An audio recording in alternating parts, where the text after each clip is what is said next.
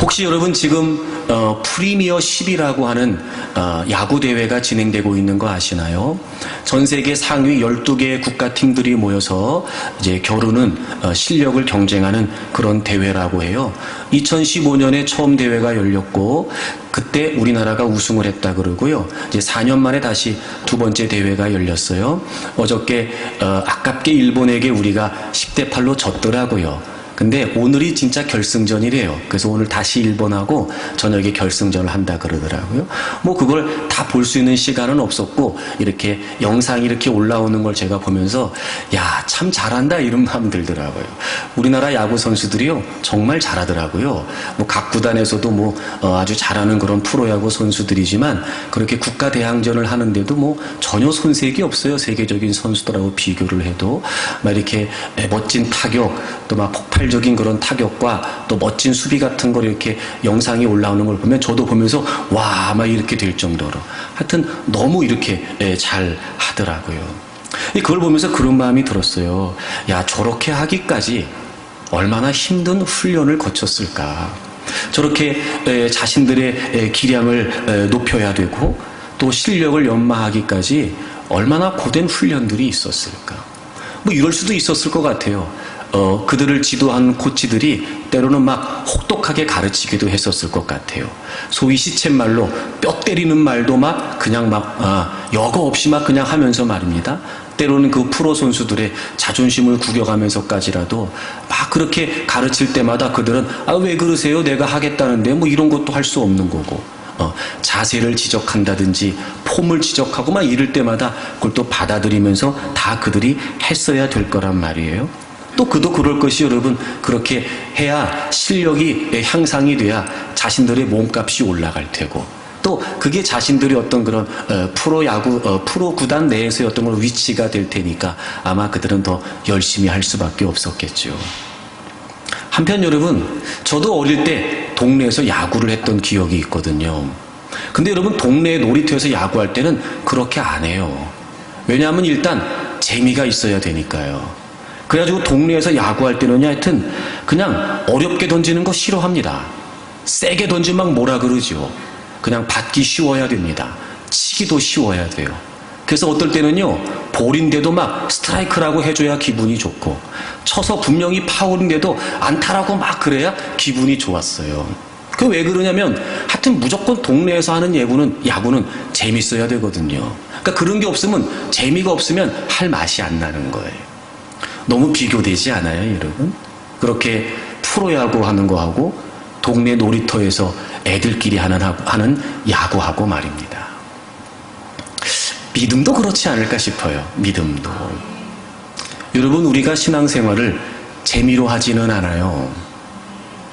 세상에서 그럭저럭 좋다고 하는 거 아니거든요. 우리가 교회에 나오는 것도 즐기려고 나오는 건 아니라는 거죠.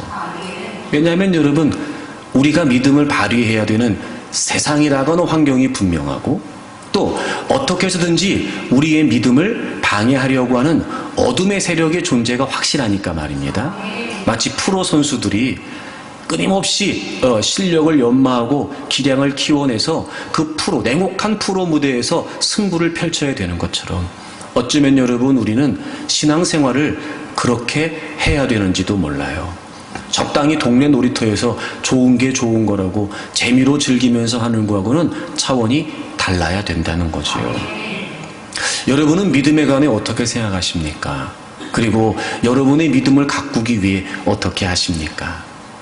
여러분 우리의 의식 자체가요 그냥 동네 놀이터에서 야구하듯이 좋은 게 좋다 이런 생각으로는요 승부가 나지 않습니다. 결코 세상에서 하나님을 영화롭게 하는 하나님의 빛을 드러내는 인생을 살 수는 없을 거예요.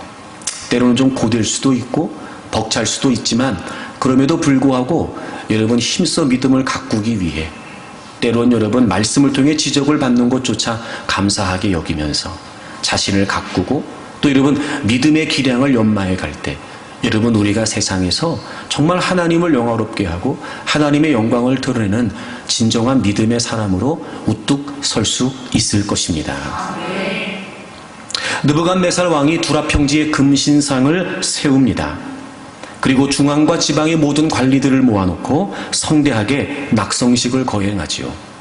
모두에게 그 신상에 절을 하라고 명령을 내리고 아주 웅장하고 화려한 악기를 연주합니다.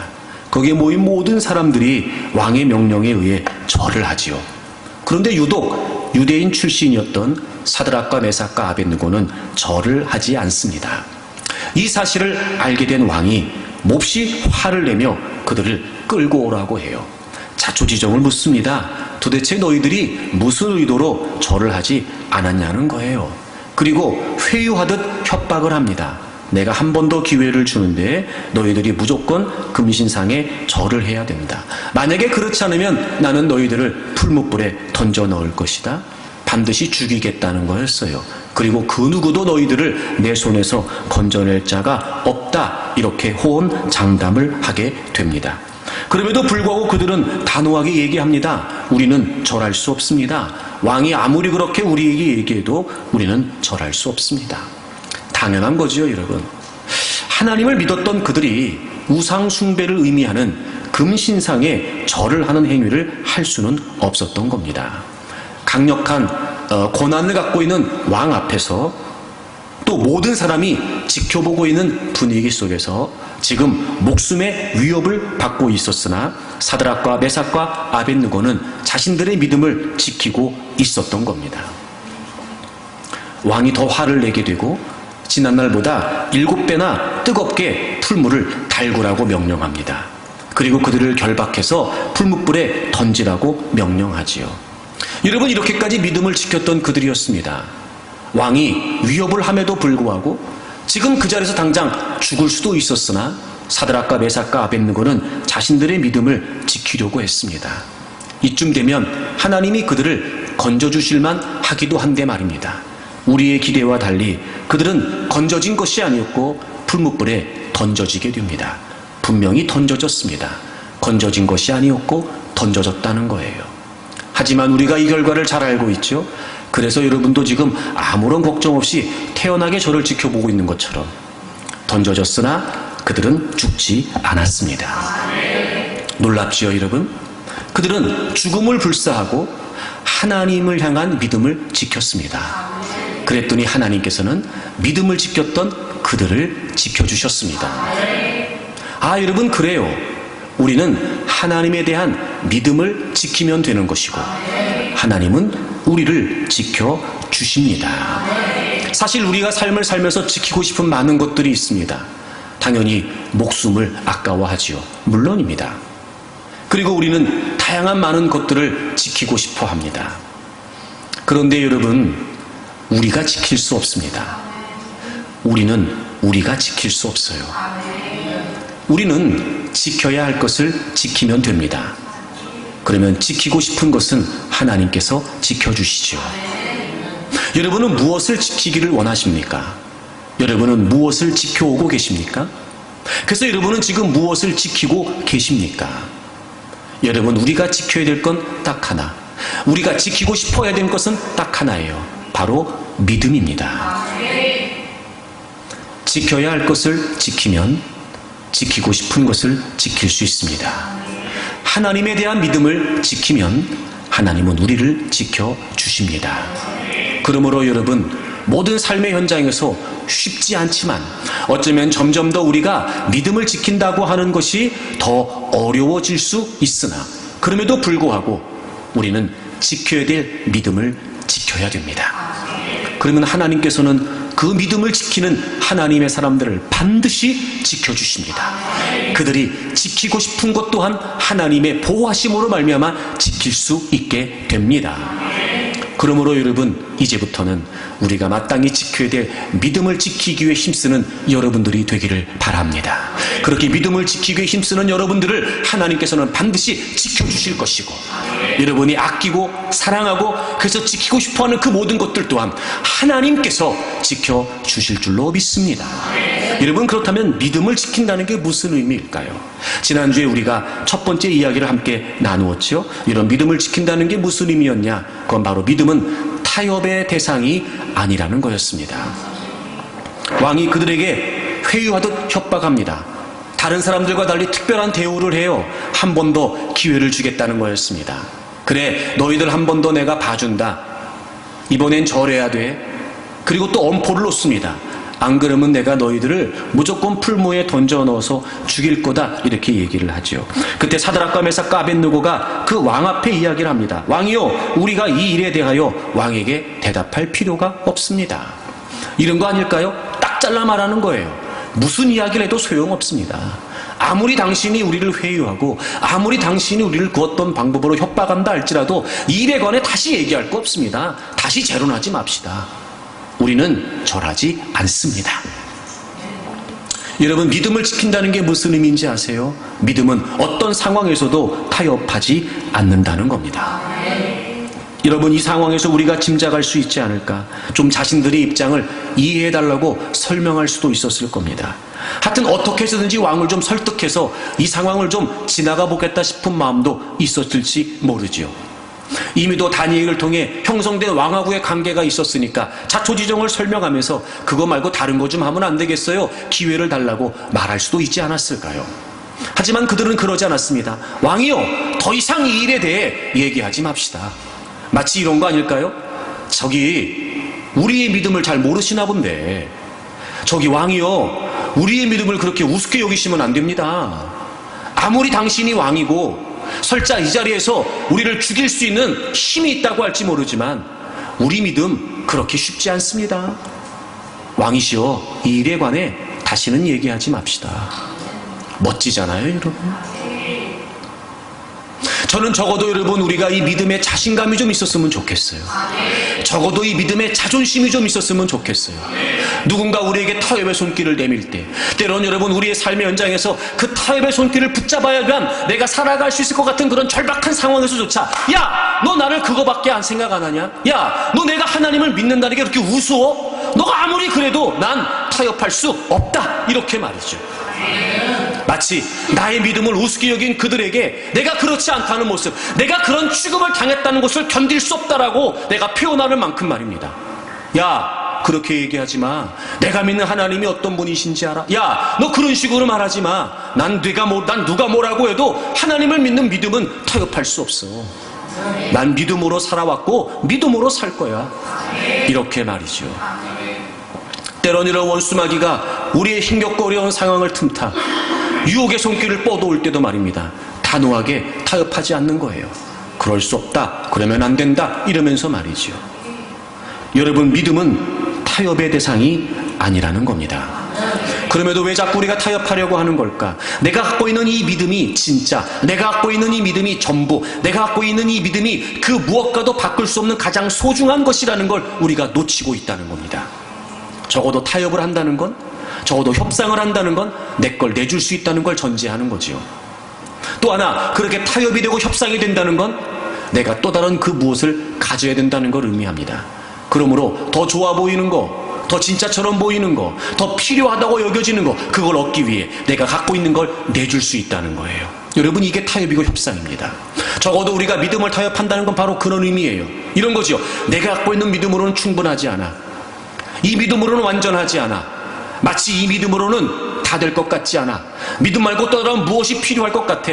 그러니 타협의 손길을 내밀 때마다 우리는 내 믿음을 내주고서라도 그걸 우리가 갖기를 원하는 거예요. 여러분, 우리가 믿음에 대해 오해하고 있는 겁니다. 제가 지난주에 그런 말씀 드렸는데, 이런 믿음이 뭐예요? 우리가 뭘 믿는 거예요? 믿음의 내용이 뭐고, 여러분, 우리가 왜 믿는 거예요? 우리가 정말 믿음에 관해 알고는 있는가? 죄와 사단의 권세에서 하나님의 생명에서 떠나 심판과 저주와 멸망 속에 있었습니다. 하나님께서는 예수 그리스도를 통해 우리의 모든 죄를 대속해 주셨고, 그리고 우리를 그 어둠의 세력으로부터 건져내셔서 하나님의 다스리심을 받는 하나님의 나라가 되게 하셨어요. 우리의 상태가 달라졌어요. 그리고 깨어져 있었던, 분리되고 단절되어 있었던 하나님과의 관계가 다시 회복됐습니다. 이제 마치 포도나무에 가지가 붙어 있는 것처럼 주님이 우리 안에 거하시고 우리가 주님 안에 거하는 이 놀라운 연합의 관계가 이루어졌단 말이에요. 이 상태와 관계가 바로 우리의 믿음의 핵심이었습니다. 한 번 더 생각해 보면 도대체 무엇과 이것을 바꿀 수 있을까? 무엇을 내주고 우리가 여러분 이걸 내주고 우리가 도대체 무엇을 얻으려고 하는 걸까? 여러분, 우리가 믿음의 내용이 분명하면 분명할수록 결코 우리는 우리의 믿음을 타협하며 내주려고 하지 않을 겁니다. 은혜라고 말하면서, 내가 은혜로 구원받았다고 말하면서 왜 정작 우리는 그 은혜가 가장 소중하고 그 은혜가 가장 값비싼 은혜라는 걸 망각하고 살고 있는 것인지. 혹시나 여러분, 우리가 이런 생각하고 있는 건 아닐까? 하나님은 늘 은혜의 하나님이시니까 그 은혜 속에 우리가 얼마든지 타협해도 된다. 내가 이미 하나님의 은혜를 입었으니 그렇게 하나님은 우리를 어떤 모습이고 어떤 모양이라도 우리를 품어주시는 은혜의 하나님이시니 내가 이 정도 타협하는 건 가능할까? 가능한 게 아닐까? 혹시나 여러분, 우리가 은혜를 오해하고 있는 건 아니냐 말이에요. 여러분, 그거 아십니까? 하나님이 우리에게 은혜를 베푸셔서 우리가 하나님의 은혜로 구원받고 하나님의 은혜로 삽니다 라고 하는 이 고백이 진실된 고백이라면 그 은혜만큼이나 우리의 삶에서 하나님은 가장 소중하고 중요한 분이 되셔야죠. 그렇잖아요, 여러분? 그래서 우리는 끊임없이 은혜라고 하는 미명하의 기적을 원할 때 하나님은 그 은혜 속에서 우리가 하나님께 감사하기를 원하시는 거예요. 10명의 나병 환자가 고침을 받았으나 9명의 나병 환자는 그냥 돌아갔지요. 하지만 사마리아였던 한 명의 나병 환자는 다시 예수님께로 돌아와 그분 앞에 엎드려 신적인 경배를 올려드리고 그분께 감사의 고백을 했어요. 주님이 되물으시죠. 야, 다른 9명은 어디 갔냐? 이런 무슨 말이에요? 주님이 원하셨던 건 그들이 병을 고침받는 것뿐만 아니라 고침받은 그들이 주님을 깨우치고 주님 앞에 나와 감사하기를 원하셨던 거예요. 여러분, 은혜 안에 타협해도 된다는 게 아니에요. 날마다 하나님은 우리를 은혜로 감싸주시기 때문에 적당히 타협하고 살라는 게 아닙니다. 오히려 그 은혜가 분명하면 분명할수록 우리는 그 은혜 때문에 하나님이 더 소중해지고 분명해짐으로 말미암아 어떤 상황 앞에서 타협하기보다는 오히려 그런 중에도 하나님께 감사하기를 원하시는 거였어요. 그래서 오늘도 우리가 하나님께 감사하는 예배를 드립니다. 그래요, 여러분.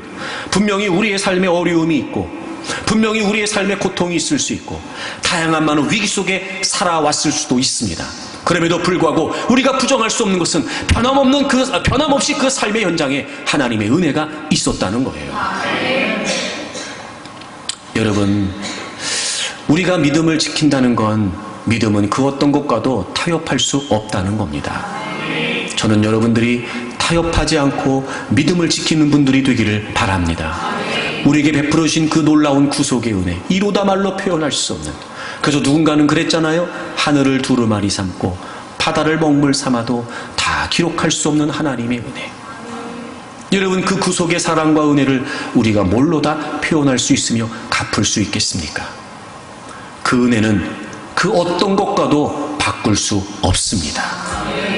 그러니 여러분, 믿음을 타협의 대상으로 삼지 말고 오히려 내가 믿는 믿음이 무엇인지, 내 믿음의 대상이 누구신지를 더 확실히 하면서 그 어떤 상황에서도 타협하지 않는 여러분들이 되시기를 바랍니다. 오늘 두 번째 말씀을 좀 같이 나누려고 그래요. 여러분, 믿음을 지킨다는 게 무슨 의미일까요? 그래서 사드락과 메삭과 아벳느고가 이 일에 대해서 더 이상 이제 얘기하지 맙시다 이렇게 이야기를 하면서 하나님이 살아계시기 때문에 분명히 당신 왕의 손에서 우리를 건져내 주실 겁니다 라고 이야기를 하지요. 그런데 여러분, 18절에 사드락과 메삭과 아벳느고가 이렇게 이야기를 해요. 그렇게 하지 아니하실지라도,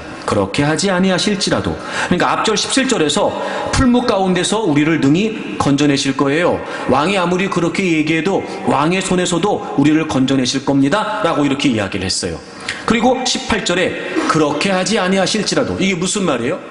풀무에서 우리를 건져주지 않으셔도, 당신이 지금 그렇게 우리를 죽이겠다 협박하는 이 상황 속에서 그 당신의 위협으로부터 우리를 건져주시지 않는다 할지라도, 우리는 하나님의 살아계심을 믿지만, 그래서 하나님이 우리를 구원해 주실 것이라고 하는 사실을 믿지만, 혹이라도 하나님이 그렇게 하지 아니하실지라도, 즉 우리를 풀무에서 죽게 내버려 두신다 할지라도 왕이요, 우리가 절할 수 없습니다 이렇게 얘기를 해요.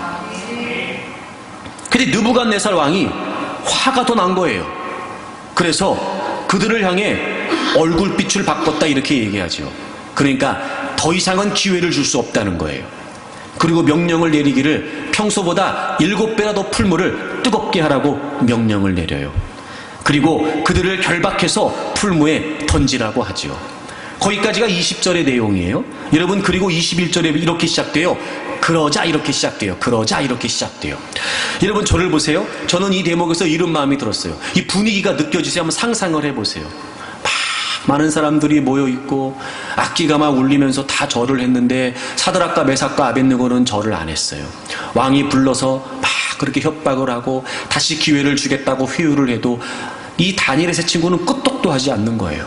그리고 한다는 말이 아무리 그래도 하나님이 우리를 건져주실 거라고 얘기를 하면서 이제는 한술 더 떠서 그렇게 하지 않으셔도 우리를 풀무에 죽게 내버려 두셔도 우리는 절하지 않습니다. 그랬단 말이에요. 여러분이 지금 팽팽한 긴장감이 느껴지세요, 여러분? 아주 이 팽팽한 이 긴장감 말입니다. 왕과 사드락과 메삭과 아벳느고의 이 하여튼 이렇게 스파크가 막 튀기는 번쩍번쩍하는 여러분이 이 대치되는 상황 말입니다. 이게 지금. 그랬더니 이제는 왕이 더 화를 내면서 지난날보다 풀무를 7배나 뜨겁게 하라 그러더니 그들을 묶어가지고 풀무에 던져버리라는 거예요. 그리고 21절에 그러자 이렇게 시작돼요. 저는 한편으로 그러자! 갑자기 하늘에서 천둥번개가 치기 시작하고 7배나 뜨거워졌던 풀무불이 그 빛 때문에 다 꺼져버리고 천사가 나타나서 사드락과 메삭과 아벳느고를 탁 보호하고 하나님이 그 자리에서 느부갓네살 왕을 처단하시고 막 이런 그러자. 그런데 여러분, 그런 우리의 기대가 무색하리만큼 그러자 아무 일도 일어나지 않았어요. 지금 목숨을 걸고 우린 죽어도 좋습니다. 이렇게까지 믿음을 지키려고 힘쓰는데 그러자 아무 일도 일어나지 않아요. 그리고 그들이 결박돼요. 21절, 그들이 풀무불 가운데 던져져요. 지금 그들은 죽은 거예요. 그들은 지금 풀무에 던져졌어요. 우리는 결과를 알고 있으니까 좀 안심하지만 여기까지를 보면 그들은 지금 풀무에 던져졌고 죽은 거예요. 뭐 때문에요? 믿음 때문에요. 지금 믿음을 지키고 그들은 지금 어떻게 된 거예요? 풀무에 던져진 거예요. 우리가 막연하게 기대하는 그런 일은 일어나지 않았어요. 그리고 사실 그들도 각오한 바예요. 하나님이 우리를 건져주실 겁니다. 근데 그렇게 하지 않아도요, 풀무에서 죽게 내버려 두셔도요, 우리는 절하지 않습니다. 그리고 아무 일도 벌어지지 않았어요.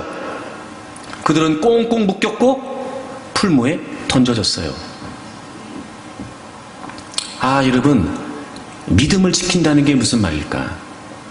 믿음은 살기 위한 수단이 아니라는 거예요.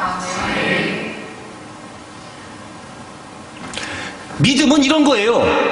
내가 믿음을 지키는 것 때문에 죽어도 좋다. 내가 믿음을 지킬 수만 있다면 난 죽는 것도 오히려 영화롭다, 영광스럽다. 결코 내가 살기 위해서, 생존을 위해서 믿음을 도구적인 수단으로 삼지는 않겠다. 마치 이런 거죠. 내가 지금까지 하나님을 믿었던 이 믿음, 내가 포로로 끌려왔으나, 우리가 포로로 끌려왔으나 이런 중에도 하나님을 믿는 믿음을 지킨 이유가 뭔지 아십니까? 살기 위해서가 아니었습니다. 우리는 언제든지 각오하고 있었습니다. 어느 순간 내가 믿음 때문에 내 목숨을 포기되는 순간이 온다 할지라도 나는 마지막 순간까지 믿음을 지키면 지켰지 목숨을 지키기 위해 내가 믿음을 내던지지 않겠습니다. 난 각오하고 살아온 사람입니다. 내가 지금까지 살기 위해, 부귀영화를 얻기 위해, 내가 지금까지 포로로 끌려와서 높은 자리를 얻기 위해, 왕에게 신임을 얻기 위해 내가 하나님을 믿은 줄 아십니까? 아닙니다.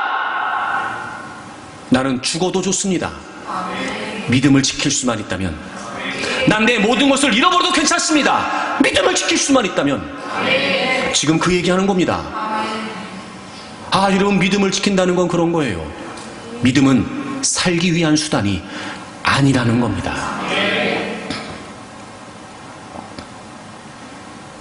믿음은 그것을 위해 죽을 수도 있는 목적이었던 거예요. 믿음은 수단이 아니었던 겁니다. 근데 대개 경우 우리는 믿음을 목적으로 여기지 않고 믿음을 수단으로 여겨요. 기대하는 건 이해합니다. 또 하나님을 믿는 하나님의 자녀들을 하나님은 돌보시고 그리고 하나님은 지켜주세요. 물론입니다. 우리의 필요를 구하지 않아도 아신 아버지께서는 때마다 시마다 공급하시고 채우시기도 합니다. 우리가 어떤 위험과 위기 가운데 있을 때라도 하나님은 그 놀라운 능력의 손길로 우리를 구원해 주시는 분이십니다. 힘겹고 어려운 일에 지쳐 있을 때 여러분 우리를 그 상황을 헤쳐나갈 수 있도록 도우시는 분 또한 우리의 아버지이시지요. 도무지 감당할 수 없는 버거운 상황을 만났을 때 그 무거운 짐을 대신 지시고 여러분 우리를 그 짐으로부터 자유케 하시면서 우리의 삶을 아름답게 평화롭게 안정되게 하시는 분 또한 하나님이십니다. 물론이지요, 여러분. 하지만 우리가 오해하지 말아야 될 것은 그럼에도 불구하고 믿음은 우리가 살기 위한 수단이 아니라는 거예요. 더 많이 갖기 위해서, 더 편안해지기 위해서, 더 많은 걸 누리기 위해서 믿음을 도구적인 수단으로 삼아서는 안 된다는 겁니다. 여러분, 우리의 마음 가운데 이 믿음에 대한 분명한 인식이 있어서 오늘 본문에 등장하는 사드락과 메삭과 아벳느고가 그랬던 것처럼 지금까지는 우리에게 믿음이 어떤 의미였는지 모르지만 하나님, 이제는 믿음으로 살려고 하지 않겠습니다. 믿음을 살기 위한 수단을 하지 않겠습니다. 하나님, 제가 마지막 순간까지 믿음을 지키는 걸 포기하지 않겠습니다. 죽어도 좋습니다. 하나님, 믿음을 지킬 수만 있다면. 이 말이 너무 막연하면 제가 이렇게 얘기해 볼게요. 하나님, 망해도 좋습니다. 믿음을 지킬 수 있다면 그것으로 족합니다. 하나님, 제가요 병들어도 좋습니다. 믿음을 지킬 수만 있다면 그것으로도 좋습니다. 하나님, 제가요 지금 당장 손해봐도 좋습니다. 믿음을 지킬 수만 있다면 그것으로 족하게 여기겠습니다. 하나님, 제가 다른 사람들에게 오해를 받고 하나님, 제가 다른 사람들의 관계가 깨어져도 괜찮습니다. 제가 믿음을 지킬 수만 있다면 그렇게 하겠습니다. 이런 믿음은 살기 위한 수단이 아니에요. 다니엘에 보면 이와 똑같은 장면이 한 번 더 나와요. 지금은 3장에선 사드락과 메삭과 아벳느고였잖아요.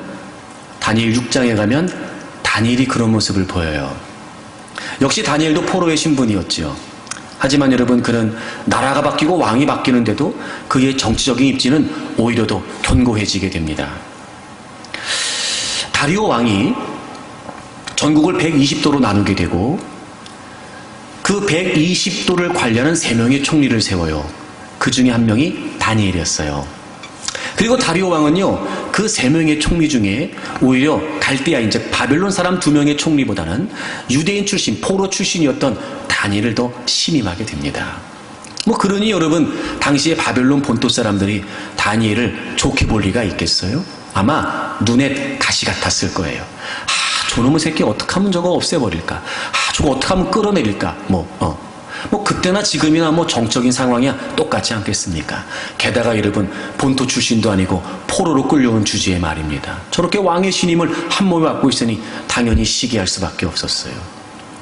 참 여러분, 놀라운 사실은요, 그렇게 다니엘을 제거하기 위해서 뒷조사를 했는데요, 털어도 먼지 하나 안 나오는 거예요. 그러니까 다니엘을 호의적으로 생각하는 사람들이 아니었고 다니엘의 적대 세력들이었어요. 어떻게든지 다니엘을 끌어내리려고 했던 사람들이 다니엘의 약점을 찾았는데 그 어떤 것도 찾을 수가 없었어요.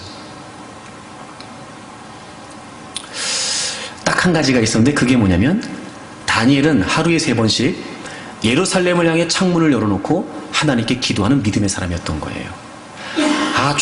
저걸 어떻게 이용해가지고 다니엘을 끌어내리자 그들이 머리를 쓰게 됩니다. 그리고 왕에게 다니엘을 겨냥한 사실은 감춘 채 왕이 솔깃할 제안을 하지요. 왕이시여, 앞으로 30일 동안 왕 이외에 그 누구의 이름으로도 구하는 사람이 있다면 죽여버립시다. 사자굴에 던져버립시다. 왕은 자기를 위하는 거로 생각을 한 거예요. 그래? 좋다. 알았어. 그리고 조서를 꾸미고 왕의 도장을 찍어주게 돼요. 다시는 번복할 수 없게 됩니다. 다니엘도 이 사실을 알게 됩니다. 알았어요. 여러분, 이게 다니엘 자신을 제거하기 위한 계략이라는 걸 다니엘이 알았다는 거예요. 알았어요. 여기에서 만약에 다니엘이 지금까지 열심히 하나님을 믿고 바벨론에 끌려왔으나 포로였으나 그럼에도 불구하고 믿음을 지켰고, 그래서 그가 지금까지 정치적인 입지를 쌓고 왕의 총애를 받고, 그러니 그만한 권력과 그만한 재물도 얻을 수 있었겠죠. 요즘 말로 표현하면 다니엘 계파도 있었을 거예요. 우리 그런 거 많잖아요, 여러분. 누구누구 계파. 네. 아마 그런 것도 분명히 있었을 거예요.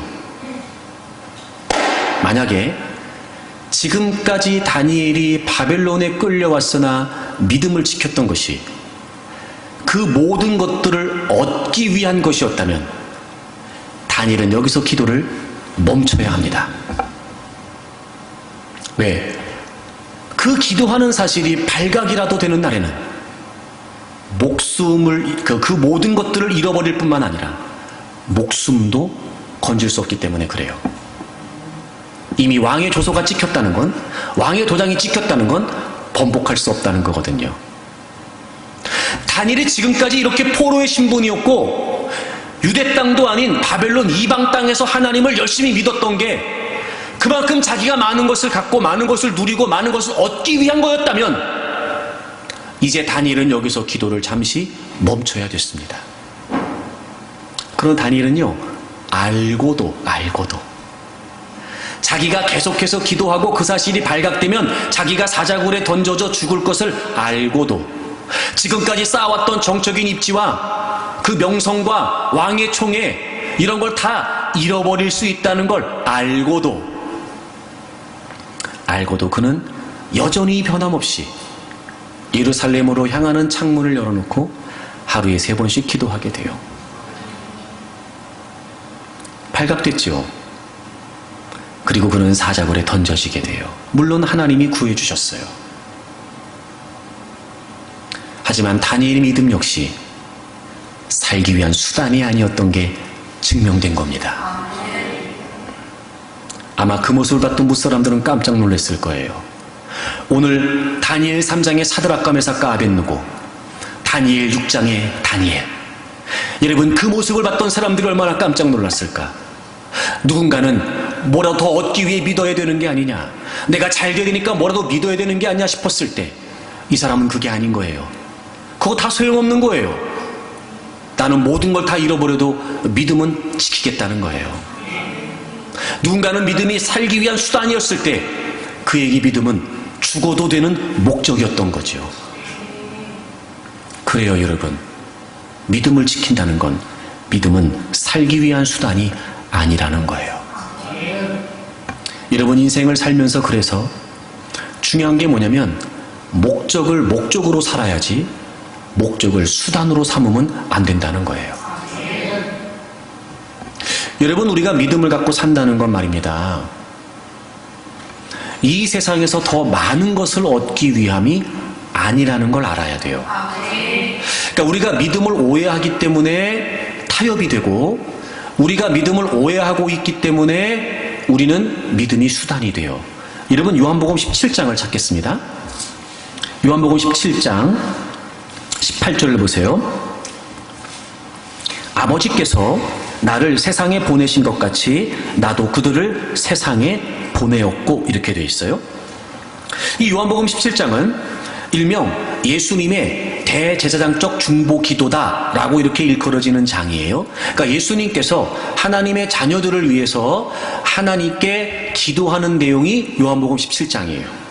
그때 그때 예수님이 하나님께 아버지께서 나를 세상에 보내신 것 같이 나도 그들을 세상에 보냅니다. 그러니까 여기서 그들은 바로 하나님의 자녀들을 말해요.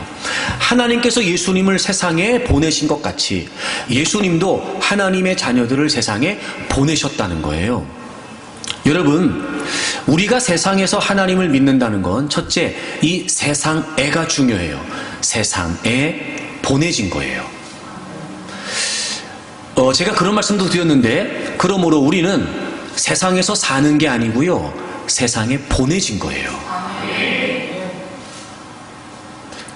세상이 목적이 될 수 없다는 거죠. 그래요, 우리는 세상에서 산다고 말하죠. 그때마다 우리는 기억해야 돼요. 아, 나는 하나님께서 세상에 보내신 것이다. 우리가 모두 하나님을 믿는 하나님의 자녀인 모두 우리는 이 세상에 의식이 있어야 돼요. 세상에. 그래서 우리는 세상에 보냄을 받은 거예요. 또 하나 17장 4절을 보시겠습니다. 우리 17장 4절을 다 같이 읽을까요? 17장 4절 다 같이 읽겠습니다. 아버지께서 내게 하라고 주신 일을 내가 이루어 아버지를 이 세상에서 영화롭게 하였사오니. 여러분, 하나님이 예수님을 이 땅에 보내셨어요. 그래서 예수님께서 뭐라고 말씀하시냐면 아버지께서 내게 하라고 주신 일을 내가 이루어 아버지를 세상에서 영화롭게 하셨대요. 그리고 그 예수님께서 우리를 세상에 보내셨대요. 다시 말해, 우리 역시 하나님께서 예수님을 세상에 보내신 대로 우리 역시 그렇게 세상에 보내셨고, 그러므로 하나님께서 예수님을 세상에 보내셨을 때 예수님께서 사셨던 대로 우리도 세상에서 살아야 돼요. 그게 뭐예요? 세상에서 하나님을 영화롭게 하는 거예요. 두 번째, 세상에서가 중요해요. 세상에서. 여러분, 우리가 세상에 사는 건 무슨 의미냐면요, 세상에서 하나님의 영광을 드러내는 거예요. 첫째, 세상에 보내졌다는 것. 둘째, 세상에서 하나님을 영화롭게 한다는 것. 이런 믿음을 가지고 있는 모든 사람들은 우리가 살아가고 있는 이 세상이라고 하는 환경을 이렇게 이해해야 됩니다. 세상에, 세상에서. 그러니까 절대로 우리가 살아가는 이 모든 세상의 삶은요, 목적이 될 수 없단 말이에요. 이건 우리가 세상에 보내졌고 세상에서 하나님을 영화롭게 하기 위한 오히려 그것들이 수단이에요. 그리고 목적은 세상에 보내진 우리가 세상에서 하나님을 영화롭게 하는 거예요. 그게 우리의 목적이에요. 그러므로 마지막 순간까지 우리가 포기할 수 없는 건 뭐냐면 믿음이에요. 왜? 그게 목적이니까요. 그리고 우리에게 주어진 다양한 많은 삶의 조건들과 상황들은 내가 하나님의 뜻을 이루어 하나님을 영화롭게 하기 위한 수단인 거예요. 제가 늘 여러분에게 강조하지요. 왜라고 물어보라고 말이에요. 자, 열심히 건강을 관리해야 돼요. 우리 모두 다 건강해야 돼요. 물론입니다. 근데 왜요? 건강이 목적이 아니란 말이에요. 우리에게 물질이 필요해요. 할 수 있다면 열심히 일을 해야 됩니다. 할 수 있다면 사업도 잘해야 됩니다. 그래서 많은 물질을 가져야죠. 왜요? 왜요? 물질이 목적이 아니란 말이에요. 우리의 자녀들이 잘 되어야 됩니다. 할 수 있다면 좋은 학교에 가야 되고, 할 수 있다면 여러분 좋은 직장에 들어가야 되고, 좋은 배우자를 만나 아름다운 가정을 꾸려야 돼요. 물론이에요, 여러분. 우리의 자녀들이 잘 되어야 됩니다. 왜요? 왜요? 그게 목적이 아니란 말이에요. 근데 우리는 건강이 목적이에요. 물질이 목적이에요. 성공이 목적이에요. 명예가 목적이에요. 그건 수단이라고요, 여러분. 그러니 우리가 지금 믿음을 오해하고 있으니까 우린 믿음이 살기 위한 수단일 뿐 죽을 수도 있는 목적은 되지 않는 거예요. 여러분, 이건 믿음을 지키는 게 아닙니다. 잊지 마십시오. 우리는 세상에 보내졌고 세상에서 하나님을 영화롭게 해야 된다는 걸.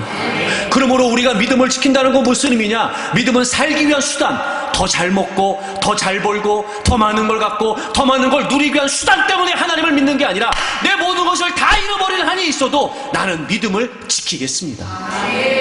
그게 내 인생의 목적이니까요. 내가 믿음을 지킴으로 하나님을 영화롭게 할 수 있다면 나는 그것도 충분하다는 거예요. 제가 늘 여러분에게 주장하는 바이지만, 그래서 여러분, 도구적인 수단으로 믿는 거 멈춰야 됩니다. 도구적인 수단으로 하나님 찾는 거 멈춰야 됩니다. 참 이게 우리가 쉽지 않은데요. 그럼에도 불구하고 제가 여러분에게 말씀드리지 않을 수 없는 이유가 바로 그런 거예요. 여러분 잘 생각해 보세요. 예수님 믿기 전에 물 떠놓고 빌고, 촛불 켜놓고 빌고, 돌 쌓놓고 빌고, 불상 앞에 가서 빌고, 그리고 이제는 우리가 예수님을 믿어요. 신식 종교를, 서양 종교를.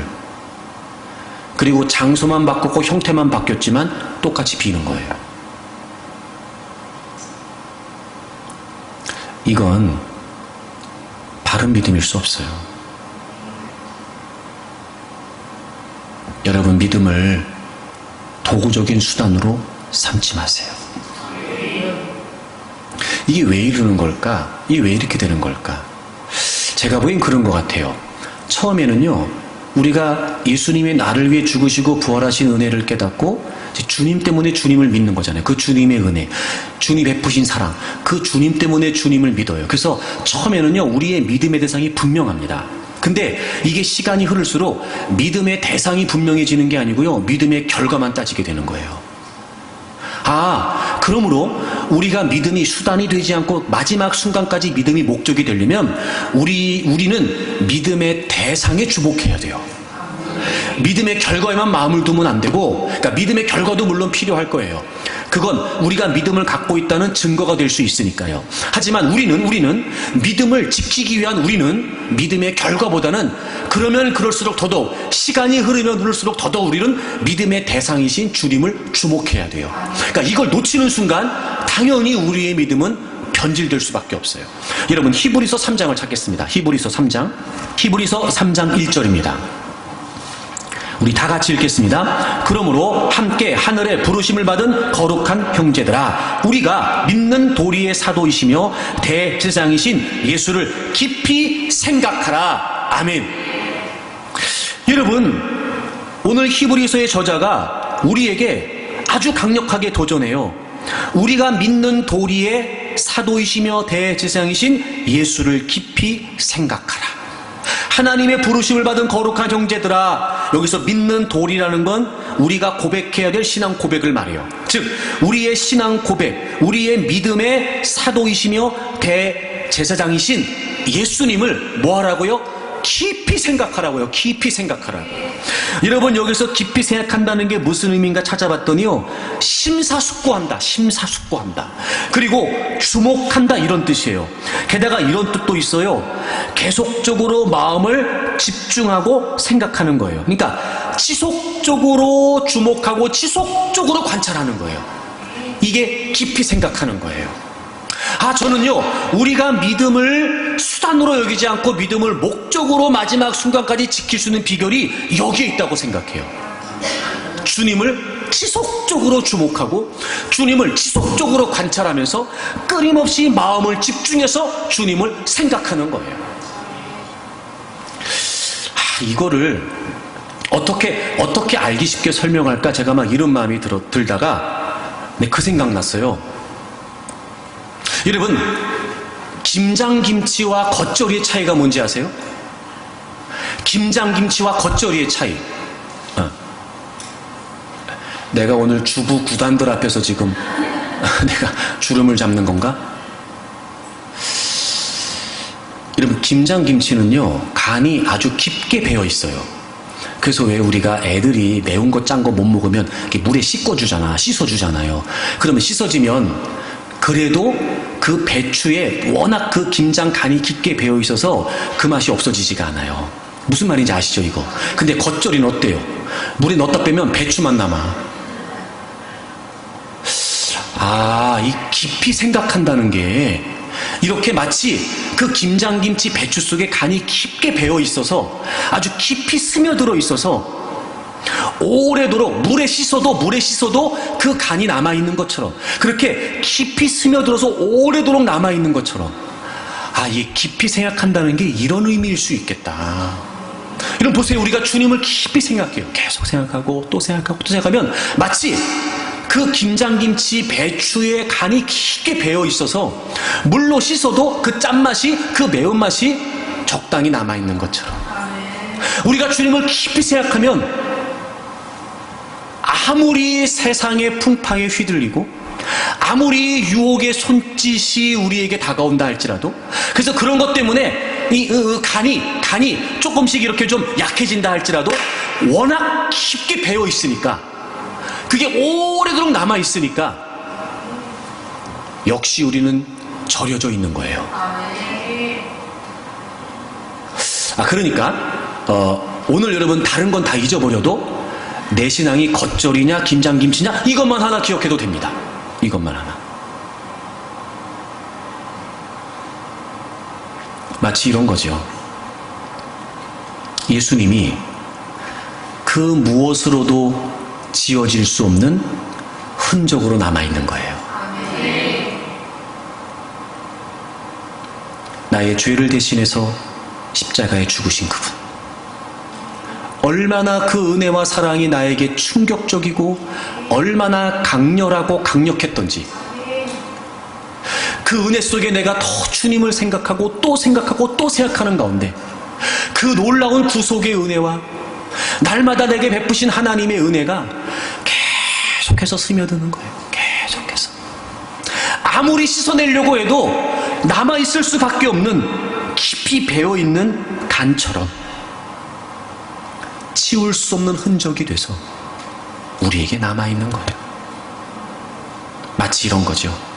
어떤 고난도, 어떤 죽음도, 어떤 역경도, 어떤 외로움도 능히 감당해낼 수 있는 깊이 배어있는, 내가 넘어지고 싶고 타협하고 싶고 수단으로 삼고 싶으나 그렇게 우리는 세상 속에서 그렇게 끊임없이 이 주님의 은혜가 배어있는 주님의 사랑이 훼손된다 할지라도 내 마음 깊은 곳에, 내 존재 깊은 곳에 이 배어있는 이 주님의 흔적이 조금이라도 남아있기 때문에 그럴 수가 없는 거예요.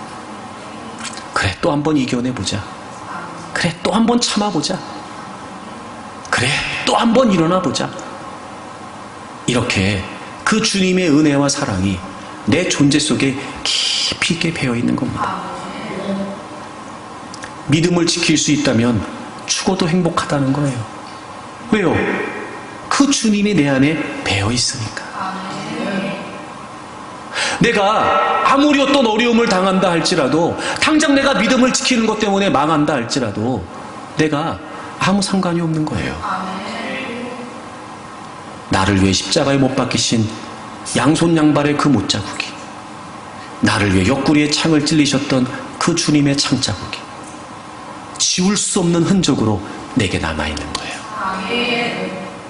주님도 나를 위해 기꺼이 희생하셨고 나를 위해 그 소중한 목숨과 그 보혈의 피를 흘려주셨으니, 그렇게 나를 위해 죽어주신 그 주님을 위해 나도 기꺼이 죽을 수 있고, 그분이 나를 위해 사셨으니 나 역시 살아가는 삶에서 목적은 그분을 위해 사는 거예요. 그렇게 나에게 하나님의 나라를 이루어 주셨으니 그 흔적을 안고 나도 이제 하나님의 나라를 위해 믿음을 지키겠다는 거죠. 그래요, 여러분. 믿음을 지킨다는 건, 믿음은 살기 위한 수단이 아니라는 거예요. 그렇다 하여 여러분, 이 일이 쉽다고 말씀드리는 건 아닙니다. 한 가지 팁이 있다면 주님을 깊이 생각하세요. 거부할 수 없고 때로는 본능적으로 여러분의 삶에 작용할 수 있을 만큼 그 주님이 깊이 배어들도록 깊이 주님을 생각하세요. 스며들고 스며들고 또 스며들고 오래도록 남아있어 결코 지울 수 없는 흔적이 되어서 여러분 늘 믿음을 목적으로 삼아 지키는 분들이 되시기를 바랍니다. 우리가 믿음을 지키면 하나님은 우리를 지켜주세요. 다니엘을 지켜주셨고 사드락과 메삭과 아벳느고를 지켜주셨던 그 하나님께서는 반드시 믿음의 사람들을 지켜주십니다.